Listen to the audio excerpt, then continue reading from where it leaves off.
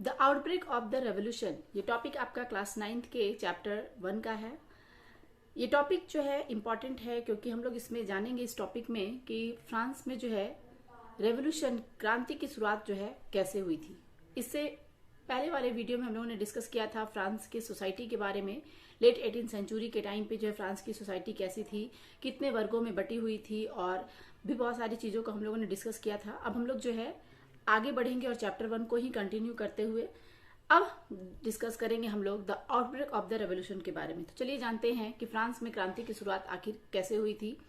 स्वागत है आपका आपके अपने YouTube channel learn history with Rekha में। और हम लोग जो है आज पूरा कवर करेंगे the outbreak of the revolution को। तो चलिए स्टार्ट करते हैं और जानते हैं कि फ्रांस में जो है रेवोल्यूशन कैसे हुई।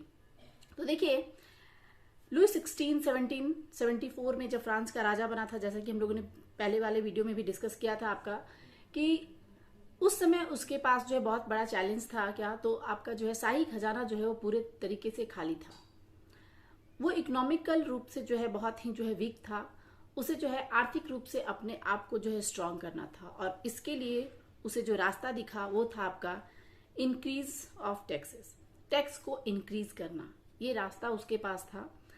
उसने ये चाहा कि मैं जो है टैक्स को इम्पोज करूं। और जैसा कि हम लोगों ने प्रीवियस में डिस्कस किया था कि टैक्स का सारा बर्डन जो है किसके ऊपर था, तो थर्ड स्टेट के ऊपर था। तो राजा जो है टैक्स बढ़ाना चाहता था और जो टैक्स जो है आपका इंक्रीज होता तो थर्ड स्टेट पे जो है उसका बर्डन और अधिक बढ़ जाता। लेकिन राजा जो है वो खुद से टैक्स को इम्पोज नहीं कर सकता था। तो चलिए जानते हैं कि क्या सिस्टम थे और क्या क्या सारी घटनाएं घटी वो सारी चीजों को। तो देखिए क्या है कि monarch could not impose taxes at his will. Monarch मतलब राजा जो है वो खुद टैक्स को जो है इम्पोज नहीं कर सकता था, इंक्रीज नहीं कर सकता था। मतलब अपनी मर्जी से, ऐसा नहीं कि राजा है हम तो हमने जो है टैक्स बढ़ाना है तो हम टैक्स जो है बढ़ा देंगे, ऐसा नहीं था। इसके लिए कुछ सिस्टम थे। वो सिस्टम क्या था? क्या बोल रहे? He needed approval of state generals to pass the proposal. अब यहाँ पे एक नया वर्ड है स्टेट जनरल। राजा को जो है स्टेट जनरल से जो है अप्रूवल लेनी होती थी। राजा को स्टेट जनरल से अप्रूवल लेनी होती थी। वो अपनी इच्छा से जो है टैक्स को इम्पोज नहीं कर सकता था। तो अब इसके लिए राजा क्या करेगा? तो देखिए, king called state generals to pass the proposals. अब राजा जो है उसे टैक्स इम्पोज करना है, अपने इकोनॉमिकल कंडीशन को जो है सही करना है, ठीक करना है। तो राजा यहाँ पे क्या कर रहा है? वो तो स्टेट जनरल असेंबली को जो है वो कॉल करता है, उसे बुलाता है कि मैं जो है एक असेंबली फिर से जो है ऑर्गेनाइज करना चाहता हूँ और मैं कुछ हमारा प्रपोजल है हमारा, उसे मैं जो है रखना चाहता हूँ और वो मैं पास करवाना चाहता हूँ। स्टेट जनरल की असेंबली जो है बुलाई गई। मैं बता दूं, आपके बुक में मेंशन किया गया है कि लुई 16 से पहले 1614 में जो है स्टेट जनरल की असेंबली बुलाई गई थी। लगभग जो है आप 200 साल के लगभग आप कह सकते हैं, 200 से भी 150-200 साल के लगभग। तो उसके बाद लुई 16 जो है स्टेट जनरल की असेंबली को जो है बुलाता है। मतलब यहाँ पे आपको ध्यान देना है कि 1614 में स्टेट जनरल की असेंबली बुलाई गई थी और उसके बाद जो है वो कब बुलाई जा रही है, तो आपका जो 1789 में, बहुत ही लंबे समय के बाद जो है स्टेट जनरल की असेंबली बुलाई जा रही थी कुछ डिसीजन लेने के लिए। तो इससे हम लोग ये क्लियर कर सकते हैं कि 1764 में जो डिसीजन लिया गया था उसी डिसीजन के अकॉर्डिंग सारे टैक्सेस के नियम थे, क्योंकि राजा जो है कुछ भी जो है अपनी मर्जी से नहीं कर सकता था। उसके लिए जो है स्टेट जनरल की असेंबली जो है की परमिशन जरूरी थी। अब स्टेट जनरल की असेंबली जो है इसमें कौन लोग होते थे इसे समझना है हमें। स्टेट जनरल की असेंबली में जो है फर्स्ट, सेकेंड एंड थर्ड तीनों स्टेट के जो है मेंबर्स होते थे, वो एज अ रिप्रेजेंटेटिव काम करते थे स्टेट जनरल असेंबली में। राजा ने जो है स्टेट जनरल असेंबली को जो है वो बुला लिया। और वो कब जो है बुलाया? तो 5 मई 1789 को, 5 मई 1789 को लुई 16 ने स्टेट जनरल असेंबली को जो है बुलाया, जिसमें मेंबर कितने थे? तो फर्स्ट एंड सेकेंड स्टेट से जो है 300 एंड 300 और थर्ड स्टेट से जो है आपका 600। थर्ड स्टेट से 600 जो है वो आपके थे। फर्स्ट और सेकेंड से 300 ईच एंड जो है आपका थर्ड से 600 थे। टोटल जो आपका 1200 हो गए। अब ये 1200 रिप्रेजेंटेटिव। एक चीज यहाँ पे और है आपका कि थर्ड स्टेट में जैसे कि जो आपका पीजेंट्स थे, लैंड लेबर्स थे, वुमेन थी, ये लोग को जो है डिनाई किया गया था आपका एज अ रिप्रेजेंटेटिव के रूप में स्टेट जनरल असेंबली में काम करने से, मतलब वो लोग जो है इसकी मेंबर नहीं हो सकते थे। तो ये जो है इन लोगों को जो है स्टेट जनरल असेंबली में जो है बुलाया गया। यहाँ पे जो है आपका पुरानी राजतंत्र व्यवस्था के अकॉर्डिंग नियम क्या था, क्या बोल रहा कि voting to be conducted on the basis of one state one vote.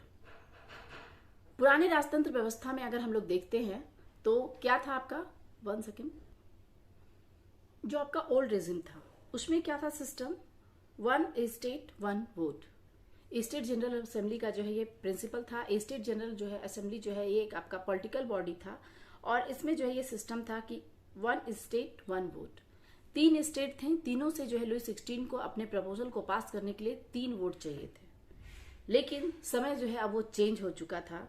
यहां देखिए क्या है कि third state walk it out when the demanded of 1 members 1 vote deny. यहाँ पे क्या बोल रहा है कि थर्ड स्टेट जो है वो क्या करते हैं, walk out when the demand of 1 members 1 vote deny.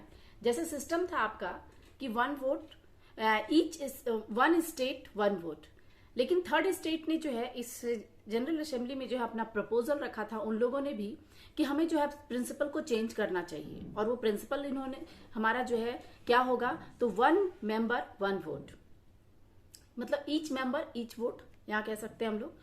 तो इस सिस्टम को जो है, इस प्रपोजल को लुई 16 ने जो है क्या कर दिया, डिनाई कर दिया कि नहीं, हम जो है पुराने सिस्टम पे ही चलेंगे, जो हमें 1 स्टेट 1 वोट है उसी पे हमें जो है 1 मेंबर 1 वोट पे नहीं चलना है। तो थर्ड स्टेट क्या करती है कि वो जो है स्टेट जनरल असेंबली से जो है वो बाहर निकल जाती है।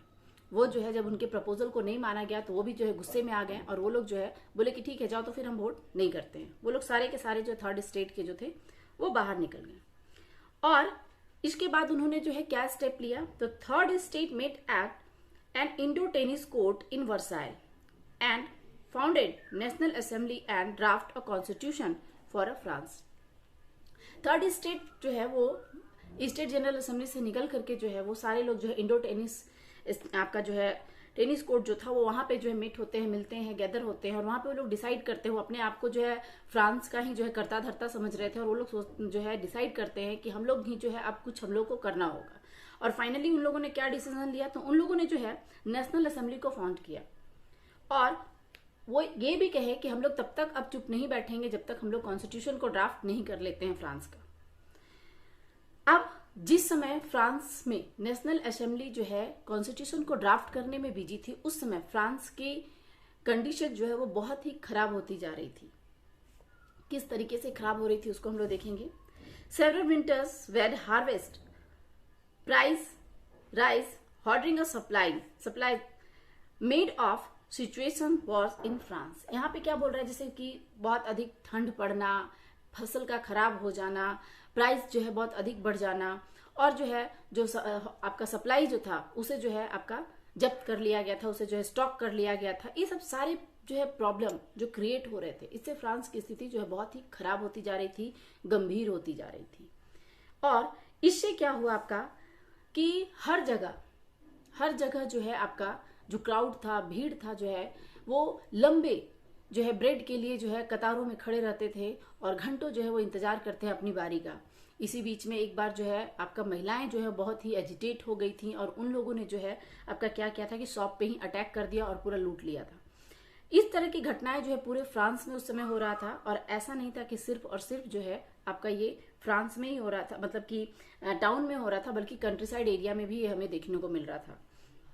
देखिए क्या है कि अब जब पूरा जो है हर तरफ जो है आपका प्रॉब्लम क्रिएट हो रहा था, हर तरफ जो है सिचुएशन जब जो है वो खराब होता जा रहा था, तो राजा क्या करता है लुई 16 कि king ordered to suppress agitate crowd lead to the storming of Bastille on 14 July 1789। यहाँ पे क्या है कि जब राजा ने जो है ऑर्डर किया एजिटेट जो क्राउड थी, जो गुस्से में जो भीड़ थी, उन लोगों को जो है सप्रेस करने के लिए, दबाने के लिए, तो वो लोग जो है क्या करते हैं और भी जो है अधिक गुस्से में आकर के जो है बास्तिल के किले पे अटैक कर देते हैं। और वो कब करते हैं? तो 14 जुलाई 1789 को। और यही 1789 जो है ये बहुत ही इंपॉर्टेंट आपका जो है डेट है। 14 जुलाई 1789 ईयर जो है ये आपका बहुत ही इंपॉर्टेंट है, क्योंकि एवरी ईयर 14 जुलाई को ही फ्रांस जो अपना इंडिपेंडेंस डे सेलिब्रेट करता है। और इस दिन जो है क्या घटना घटी थी? तो बास्तिल के किले पे जो है फ्रांस के पीपल्स ने जो है अटैक किया था, पूरे तरीके से उसे डिस्ट्रॉय कर दिया था गुस्से में आकर के। और वहीं से जो है फ्रांस की क्रांति की शुरुआत होती है, फ्रेंच रेवोल्यूशन की शुरुआत होती है। अब जो ये तो शहर की घटना थी, गांव में भी जो है क्या हो रहा है कि peasants attacked residence of the nobles and landlord. और जो है गांव में जो है पीजेंट्स जो थे, किसान जो थे, वो लोग क्या करते, फार्मर, वो लोग भी जो है आपका नोबल्स और लैंडलॉर्ड्स जो थे उनके घर पे अटैक कर देते हैं। और अटैक करके जो है पूरा लूट लेते हैं, पूरे पेपर्स वगैरह जो है जला देते हैं जो उन लोगों का जो है जब्त कर लिया गया था। और कंडीशन इतना खराब हो गया था कि नोबल्स और लैंडलॉर्ड्स को भी जो है अपने घर, अपने एरिया को छोड़ करके भागना पड़ा, दूसरी जगह उन्हें शरण लेना पड़ा था। ये सारे कंडीशन जो है उस समय फ्रांस में ये सारी घटनाएं घट रही थी। लुई 16 जब देखता है कि अब जो है उसके हाथ से जो है अब कंट्रोल से बाहर है, वो अब इस चीज को नहीं कंट्रोल कर सकता है, तो वो देख क्या है कि Louis 16 sensing the tense situation recognize national assembly and accepted his power to be check by a constitution. यहाँ पे क्या है कि लुई 16 जब देखता है कि सिचुएशन जो है बहुत ही खराब है, बहुत जो है एकदम गंभीर समस्या हो गई है, तो वो क्या करता है कि जो नेशनल असेंबली थी उसे जो है वो मान्यता दे देता है और उसे जो है एक्सेप्ट कर लेता है। और उसके बाद जो है नेशनल असेंबली क्या करती है, यहाँ पे क्या बोल रहा है, his powers to be check by a constitution. और उसे जो है ये पावर मिलता है कि वो कॉन्स्टिट्यूशन के अकॉर्डिंग जो है वो काम करे। तो सबसे पहला जब नेशनल असेंबली को जो है मान्यता जब दी गई थी, तो उन्होंने जो स्टेप लिया वो देखिए। नेशनल असेंबली, देखिए एक बात और, नेशनल असेंबली जो है वो फाउंडेड कब हुआ था? तो आपका 20 जून 1789 को। इस डेट को भी आपको याद रखना है, ये बहुत ही इंपॉर्टेंट डेट है। और नेशनल असेंबली में जो है इंपॉर्टेंट रोल जो प्ले कर रहे थे वो अबेशियस और मिराबेस थे। ये दोनों जो हैं बहुत ही इंपॉर्टेंट थे और ये फर्स्ट और सेकंड स्टेट से जो है ये आपका जो है बिलोंग करते थे। लेकिन ये काम किसके लिए कर रहे थे? आपका एक तरीके से जो है थर्ड स्टेट के लिए, क्योंकि दोनों के आइडियाज जो हैं, दोनों के व्यू विचार जो है वो अलग थे। भले वो फर्स्ट और सेकंड स्टेट से थे, लेकिन इनके विचार जो है वो अलग थे। जैसे कि आपका जो है अबेशियस ने जो है एक पंपलेट भी जो है पब्लिश किया था, आपका जो है what is the third state. तो नेशनल असेंबली के हाथ में जब पावर आया तो नेशनल असेंबली सबसे पहले क्या करती है, फेडरल ऑब्लिगेशन, जो फेडरल सिस्टम था उसे वो समाप्त कर देती है। सामंत के हाथ में जो पावर था वो उससे ले लिया गया। Taxes privilege were the abolished. अब यहाँ पे क्या है कि जो टैक्स वगैरह जो लिए जाते थे और जो प्रिविलेज, जो बाय बर्थ स्पेशल राइट जो मिला हुआ था फर्स्ट एंड सेकंड स्टेट को, उसे भी जो है अबॉलिश कर दिया गया, आपका समाप्त कर दिया गया। Land owned by church confiscated. अब जो चर्च के पास जो जमीन थी वो सारे जमीन को जो है जब्त कर लिया गया। ये जो है स्टेप जो है जब लुई आपका जो है नेशनल असेंबली के द्वारा जब लिया गया था, तो लुई 16 के खजाने में 2 बिलियन लीवर्स जो है वो आपका जो है जमा हो गया था। तो सोचिए, यहाँ लुई 16 जो है पैसे के लिए परेशान था और चर्च के पास इतना पैसा था, लेकिन फिर भी जो है सिस्टम के अकॉर्डिंग चर्च पे उसका अधिकार नहीं था। लेकिन जब नेशनल असेंबली ने जब ये सब सारे स्टेप लिए तो शाही खजाने में 2 बिलियन लीवर्स जो है वो आपका आ गया था। तो इसमें जो है ध्यान रखने वाली बात यह है कि नेशनल असेंबली ने सबसे पहला स्टेप क्या लिया था, तो फेडरल जो था उसे अबॉलिश कर दिया, आपका जो फेडरल सिस्टम को जो है समाप्त कर दिया गया था। टैक्स को भी जो है आपका हटा दिया गया जो आपका लिया जाता था चर्च के द्वारा। फिर जो है आपका प्रिविलेज जो बाय बर्थ मिला हुआ था, special right first and second state को, उसे समाप्त कर दिया गया। और लैंड जो था आपका चर्च के पास, वो सारे जो है जब्त कर लिए गए थे। अब सारा जो है वो आपका फ्रांस के गवर्नमेंट की प्रॉपर्टी हो गई थी। इस तरीके के स्टेप जो है आपका ये उठाया गया आपका रेवोल्यूशन के दौरान, और इस सब सारे जो है ये फ्रेंच रेवोल्यूशन के ही जो है घटनाएं हैं। तो आज के इस वीडियो में इतना ही। हम लोग जो है अपने नेक्स्ट वीडियो में नेक्स्ट टॉपिक को कवर करेंगे और हमारा जो है नेक्स्ट टॉपिक होगा France become a constitutional monarchy. Video पसंद आया हो तो वीडियो को लाइक और शेयर जरूर करें। और अगर किसी तरह का जो है आप लोगों का कोई क्वेरी है, कोई किसी तरह का कोई डाउट है, तो आप जो है हमें कमेंट बॉक्स में कमेंट करके हमसे पूछ सकते हैं। मैं उसका आंसर जो है जरूर देने की कोशिश करूंगी। Thank you so much. मिलते हैं हम लोग बहुत ही जल्द अपने नेक्स्ट वीडियो में। Bye bye. जय हिंद, जय भारत।